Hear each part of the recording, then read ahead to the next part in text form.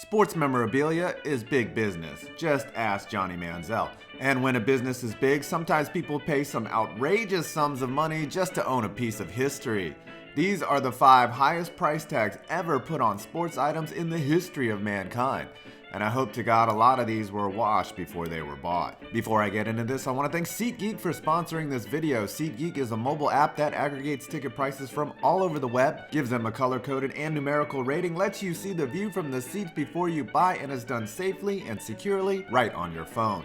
Download the SeatGeek app from the link below and enter in my code FPG in the Me tab and get $20 back on your first order. Hey, you might be able to attend multiple events. SeatGeek! Number 5, Paul Henderson's Team Canada jersey from 1972. Canadians love their hockey, and apparently they like spending a lot of money remembering it too. Paul Henderson is one of Canada's most beloved hockey players. The former NHLer from Ontario helped lead Team Canada over the Russians in 1972 in the internationally touted Summit Series. The Soviets took a 3-1 lead and seemingly had the series under control. The hockey was grueling and at times ugly. Paul Henderson scored the game-winning goal in Game 6, the game in which Bobby Clarke slashed Valery Karmelov's ankle, breaking it. The Canadians would win Game 7 to even the series at 3-3 again, with Henderson scoring the game winner. In the deciding Game 8, Henderson again scored, this time with 34 seconds left, to give the Canadians the lead and cementing himself into Canadian history folklore, along with Dudley Do-Right and maple syrup. The jersey he wore in that game was sold in 2012 to Toronto real estate magnate Mitchell Goldhar for $1.275 million.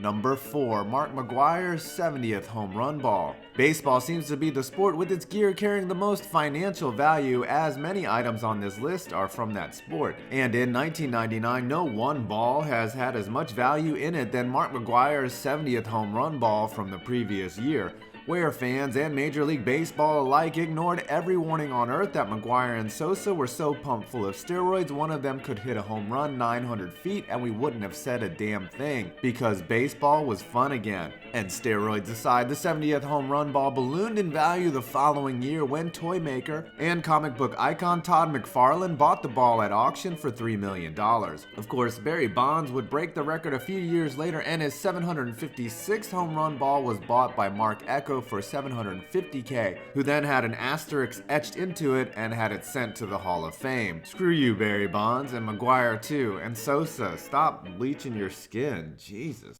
Number 3, Honus Wagner's baseball card. I think any kid who collected baseball cards would know about the holy grail of baseball cards, the extremely rare Honus Wagner.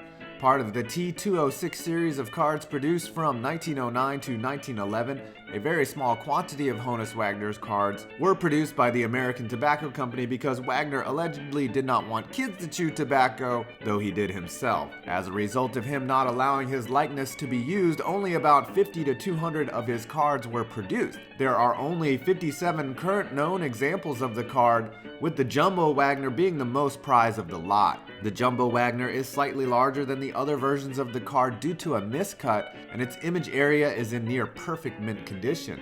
This card has been sold multiple times, and it was even once owned by Wayne Gretzky. In 2016, it was sold at an online auction to an undisclosed bidder for a whopping $3.12 million. Number 2, Jim Naismith's Official Rules of Basketball. In 1891, Canadian-born James Naismith, a medical doctor, had an idea. Let's take a ball and throw it in a basket. And boom, freakishly tall people could be good at something, and if they weren't good at it, be asked if they play basketball all the time. Tasked with finding an indoor game to keep students from going crazy during harsh winters, Naismith wrote the original 13 rules down on 2 pieces of paper, and from there the game grew. However, in his rules, dribbling wasn't part of it.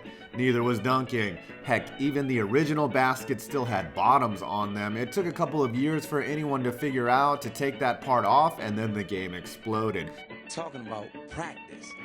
Either way, we get it, James, and once you took the game to Kansas, it really took off, since there isn't much to do in Kansas no matter what damn season it is. In 2010, the rules came up for auction, with KU alums David and Suzanne Booth purchasing them for $4.3 million, and then donating the rules to Kansas University. They made an ESPN 30 for 30 about it if you really want the full story. Number 1, Babe Ruth's jersey from 1920. Babe Ruth was larger than life, and he also was certainly a large man, and it was his large jersey, the oldest one that he was ever known to have worn, that is the record topper for this list. Nothing about the jersey is particularly notable, though it was his first Yankee jersey from 1920 in which he hit 54 home runs and basically put baseball on the map as the first powerhouse in the sports industry. Like I said before, hopefully this thing was washed, because I wouldn't want to pay $4.4 million, which is what Lelands.com, a sports memorabilia site, paid for the jersey, if it had old fat man sweat all up in it. Leland said they plan to sell it privately, probably on the black market to someone like Kim Jong-un or a sultan in Saudi Arabia or something. And to finish this video by being a total asshole, here are the things $4.4 million could buy. 17 single-family homes, 22,000 lap dances, 29,000 adopted puppies, 11,000 ounces of high-quality bud, and all of Guam. Well, thanks for watching my video. Don't forget to like, comment, and subscribe. It really does help me when you do all of that, and maybe one day I will be able to sell the used tissues from all the self-loathing I use to fuel this channel's content for a few bucks if you do. I'm 5 Points Vids, and you made it to the end of this video.